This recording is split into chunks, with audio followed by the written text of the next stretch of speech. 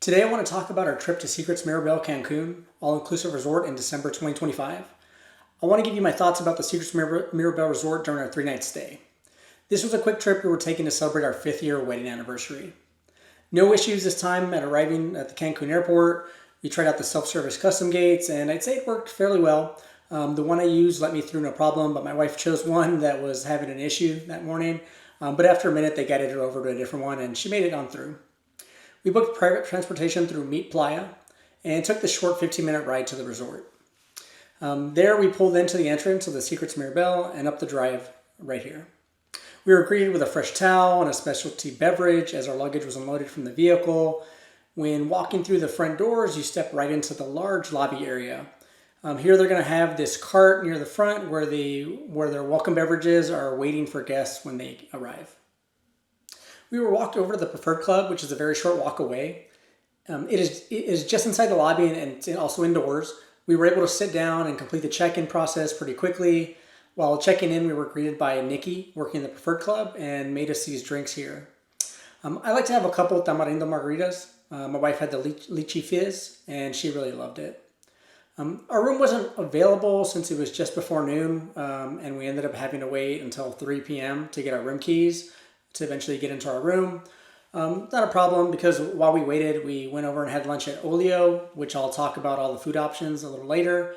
And then once we were done with lunch, we went and grabbed a change of clothes from our luggage and then enjoyed the pool area for a few hours before we were able to get those room keys. No room upgrade this trip, little bummer, but don't expect it every time. The resort had only been open about 3 weeks when we arrived. I was told at check-in, I asked, and they said it was around 30% occupancy when we checked in. But then a few days later, I heard it was maybe around 50%. So not sure, but more on how I think that'll affect the pool and restaurants later. Here we booked the Deluxe Ocean View Balcony King Room. It was a very clean, standard room, nothing fancy here, but we don't spend much time in the room as it is. It did provide a view of the pools and ocean that you can see here. A couple things to note in our room. We were right across from the elevators and it was very noisy. We could hear all the people waiting for the elevator at all times of the day.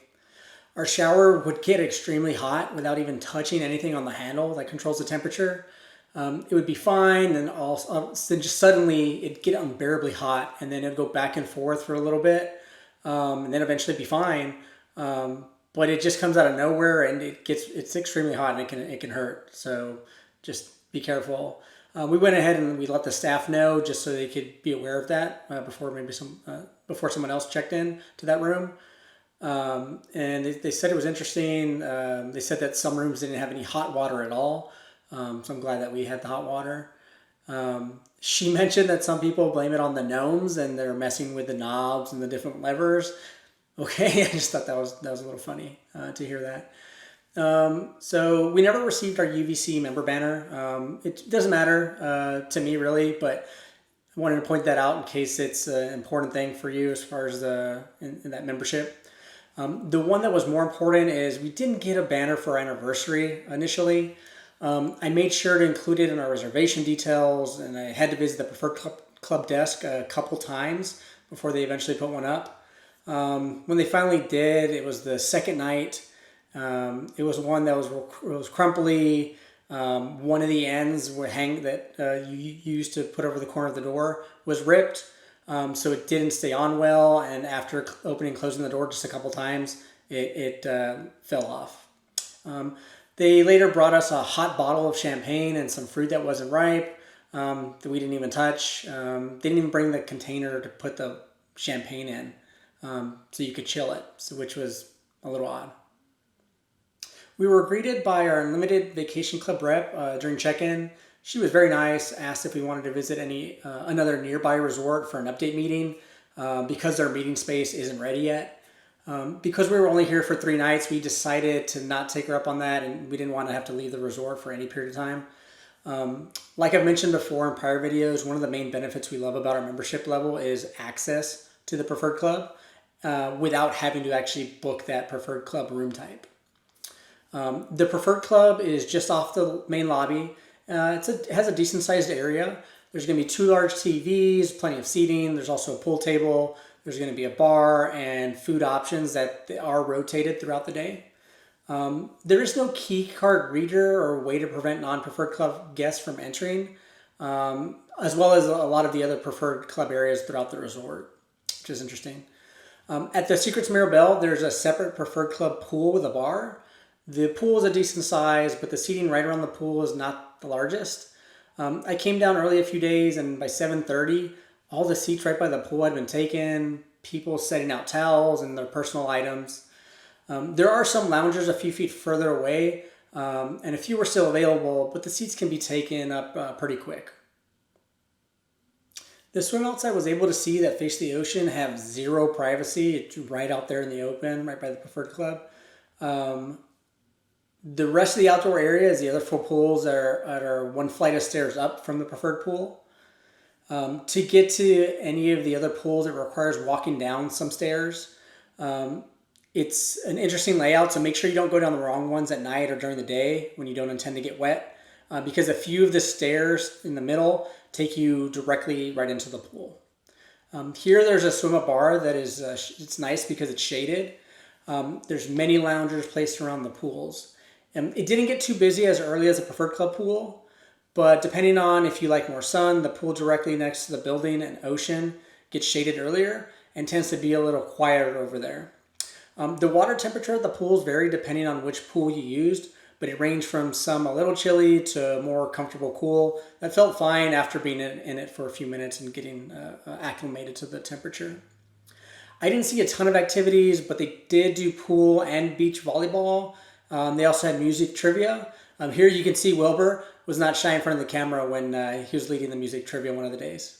Hola, National Geographic and History Channel, Disney. Hola, my name is Wilbur and this is Disney Channel.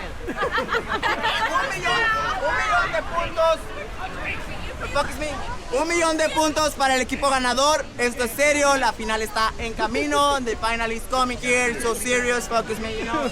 We are live. Say hi. Hi. Okay. Remember the keyword, yuppie. The beach is gorgeous. It takes just a couple minutes to get down here from if you're inside the resort in one of your rooms. There's a large area of soft, clean sand to walk along the resort and down the beach if you're going to want to explore further than just out in front of the resort. When we visited in December, the ocean water actually felt pretty good. It was very clean and with very little debris floating around. I walked out about 70 yards from the shore, and I'm 5'9", and I could still stand with the water about shoulder level. Walking out the entire way, I didn't touch a single rock, which is a great thing to not have to worry about as you're trying to walk through and dealing with the waves crashing up on you. So that was really great to see. There are some people offering parasailing along the beach. So if that's here, so if you might be interested in, they'll take you out on a jet ski to the boat that's out in the water, and then we'll get you hooked up and up in the air. The seating at the beach is okay. There's 22 permanent shaded areas with each one has 2 loungers at each one. When I came down at 7:30, the entire front row had been taken.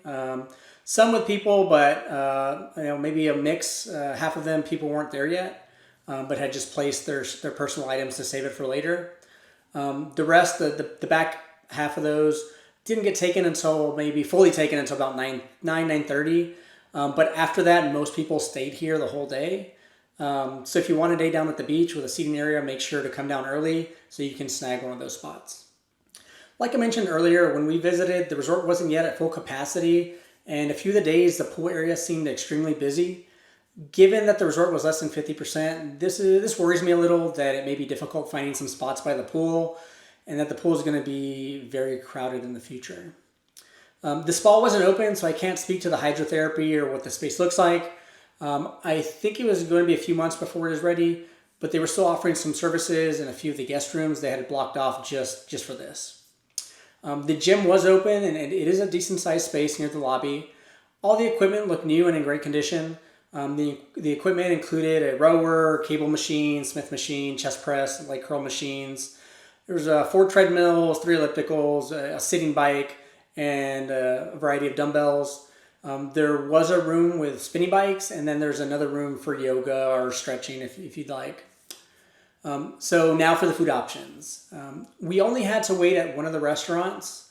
The one we had to wait was Bordeaux. We arrived when they opened, but there was already a line of people, and by the time we got to the host, a wait list had begun. I think this was because when we visited, it was only open 2 or 3 nights that week. So not sure what the waits will be at the others as the capacity begins to open up here. For breakfast, we visited Olio. This is available for preferred club guests. There's a mix of indoor and outdoor seating here. On one of the mornings, it rained and reduced the amount of seating available. The 8 or so tables that are outdoors couldn't be used for a little bit. And then there's only 7 tables inside and then like 4 spots at the bar. So on rainy days, the capacity is going to be cut in half, unfortunately. It's not the largest breakfast menu, but given that it's not the largest, there is a good assortment of items from things avocado toast. There's a smoked salmon bagel, pancakes, waffles, to eggs Benedict, enfrijoladas, and my favorite, the green chilaquiles. For lunch, the menu is not my favorite. It is good to try once, but at the time they only had a couple salads and a few flatbreads to choose from. The flatbread I had was the Rocco. It's good, but it just wasn't enough food. But before doing this, I looked at the menu, the current menu on the app, and it appears they added some more options, which is great to see. So during lunchtime, out by the pool, they had a grill that they set up a few of the days. And they grilled burgers, they had chicken breasts, and there was a variety of sides, things like potato wedges. I saw rice, veggies, and then some toppings, chips and guacamole. The buffet is open for breakfast and lunch, and on a few nights they offered a limited menu from a few of the specialty restaurants. We only visited for lunch, and there it offered a variety of options. This wasn't everything, but I saw things that they had burgers cooked to order, as well as some proteins that you could have them cook in front of you. There was also ready-to-grab things that I saw: fried rice, they had chicken and beef stir fries, French fries, sushi, variety of breads. They even had some desserts, and I saw ice cream in the buffet. Himitsu was probably our favorite restaurant we visited. Not only was all the food fantastic, but we were sat in front of these large windows here for a beautiful sunset. Our server Daniel was great. He surprised us with some drinks and some starters. We had the shrimp roll, tuna and salmon sashimi, the bao bun, the gyoza, the shrimp tempura, fried rice, and the fried chicken. Every single thing was really good, and I'd recommend any of those items, really. Make sure to order multiple things, as the portions tend to be smaller than normal. We visited El Patio on another night. This was a good meal along with good service. Jorge brought out the Chef's Bites, which is an assortment of starters that's very nicely presented here. I had the costra and the ribeye tacos. They're fairly sized tacos. The ribeye was good, but it just needed some more flavor. But use some of the chiles that come on the costra and throw it on the ribeye taco, and it gives it a nice kick and it kicks it up a notch. Other items were the tamal. It's a small, tasty. There was also the abuelita's chocolate cake. That was very moist. It was very delicious. A couple things to note. When we visited, there was no, when you think of a Mexican restaurant, I think of rice and tortilla soup, and that wasn't something that they offered at this restaurant, which was a little disappointing because I was hoping to get some tortilla soup. So next time. On the night we did El Patio, we doubled up and also did the hibachi a few hours later. Because we were only at the resort for 3 nights, we wanted to try as many restaurants as we could. Something to note for hibachi, many of the resorts we're seeing are beginning to charge for this. It used to be just free and included, just make a reservation. But something that we learned as part of our limited vacation club membership is that we do get one visit at no charge, which was great to hear. So because we had the dinner at El Patio a few hours before, we went ahead and made the 9 o'clock reservation. And we ended up having the hibachi table to ourselves, just the 2 of us. And we had a nice little private dining experience. Our server, Edward, was very nice. He had been working at various resorts for over 20 years. We found out as we were talking to him. Eduardo was our chef and put on a good show. You can see some of it here. Here they start you off with sake, a few small sushi rolls, miso soup, And then once they give that to you, then they get the hibachi show going on. As far as the meal, and if you haven't had hibachi before, it includes fried rice, veggies, and then they give you a variety of proteins. Here we opted for the steak, chicken, and shrimp. I think they had a couple other options.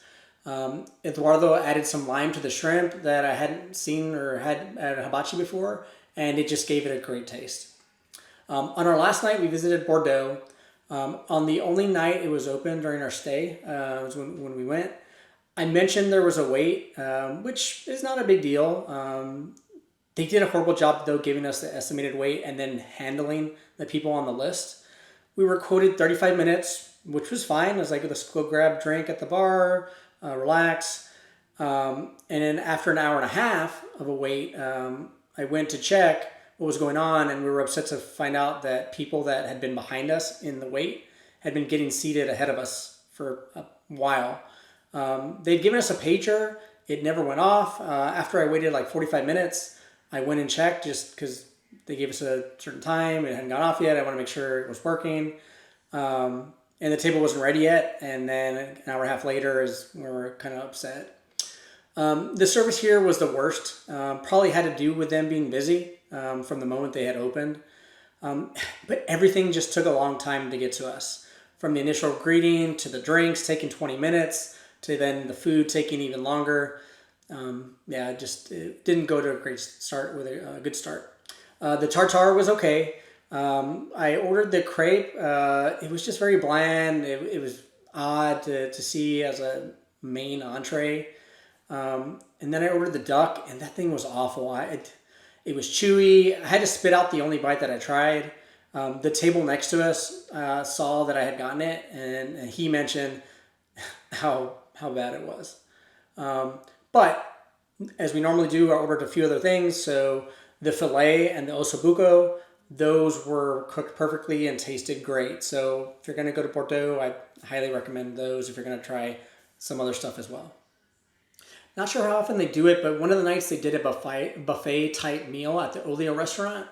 They set up a grill station with various options. I didn't get to see, what it was, but it could be a good option if you're going to Bordeaux or any of the restaurants and it's going to have a really long wait. Something that was also interesting was at a few of the restaurants, they asked if we were celebrating anything prior to being seated. And I told them we were celebrating our anniversary. And I told them on 2 of the nights, and they didn't do anything with that information. So I'm not sure why they even bother asking. We didn't get a chance to visit the steak and seafood restaurant. That's Blue Water or Olio for dinner. They do Mediterranean. So hopefully, maybe one day get to try this out. Or hopefully you guys can try them out and let me know what you think. There's also Coco Café. This is located near the Market Cafe, the buffet. Here you can grab a coffee. You can grab some small bites. And here's where they have the ice cream as well. Ice cream flavors were okay. We visited here a couple times a day, and each time we came, didn't matter morning, afternoon, night, it was never busy, never more than one other person in there. It didn't appear dress code at the restaurants was being enforced during our stay.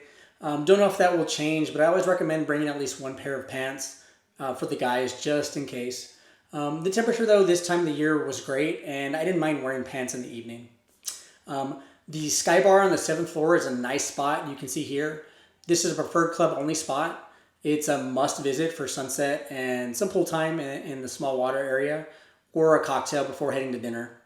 In the evenings, they have a DJ and specialty cocktails. They didn't have it open yet, but in a few months, they talked about they're supposed to be having a sushi available. So that's going to make it even a more must-visit while you're here. Something to note is that every restaurant and bar have their own specialty drinks. Just because you see something and like it on the bar menu at one place doesn't necessarily mean that you'll be able to get it at every bar.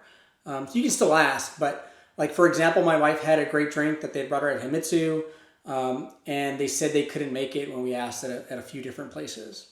So there were shows and entertainment on Friday through Sunday while we were there. It looked like when I looked at the schedule for the rest of the week that there were some gaps in the nightly performances, but it could just be a part of the slow opening as they ramp up to start having more of those large nightly entertainment shows. There was no theater at this time. and all the entertainment you'll see took place in the main lobby. Let's take a minute to see a little bit of the entertainment we did see here. First was a duet.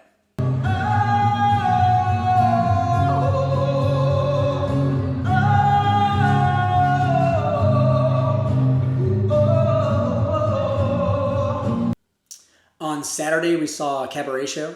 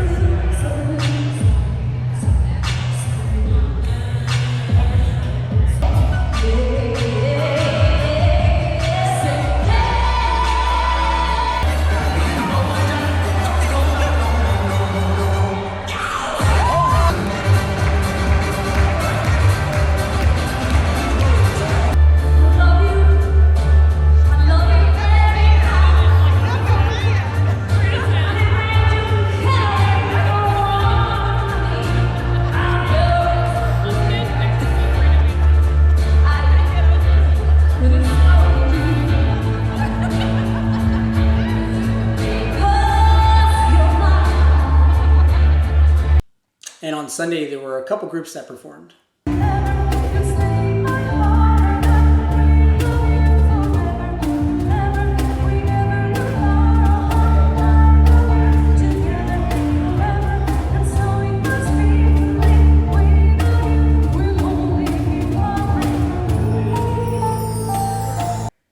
I already looked at the current lineup, and it looks like there's a stronger assortment of shows just a few weeks after we visited. Unlike many of the other Secrets we've been to, the Secrets Mirabel is a different type of layout. It has a lack of lush greenery that I'm accustomed to seeing. Because of the smaller area, there's a premium for needing to have lounge space, and it can't be taken up by a bunch of plants and flowers and things. There are many stairs to take to get from your room down to the pool, and then more to get down to the beach. So just keep that in mind if you're thinking about going here and have trouble or worried about the stairs. Just keep that in mind because it's going to be required to get up and down. Here it can be a bit confusing and easy to get turned around the first day. Some restaurants are easy to find, and then a few others you have to take the stairs or elevators up a floor to get to things like Himitsu and Blue Water. But after the first day, I thought it was pretty easy. But you can mostly get to all the restaurants without needing to go outside. All the staff we encountered were great, and hopefully you'll get the same experience during your visit. But that's going to bring me to the end of this recap. We enjoyed our short time at the Secrets Mirabel.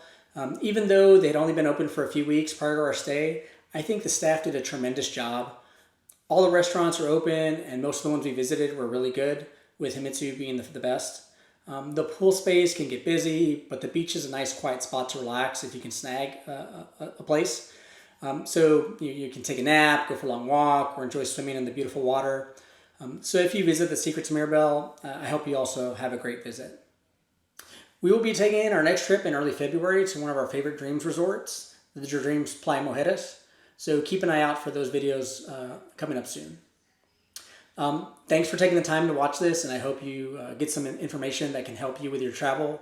Please leave in the comments, and if you want to see more of the content I'll be releasing, please subscribe to Chris Walker Travels on YouTube or follow me on Instagram. Thanks again, and I hope to see you at a future one. Bye.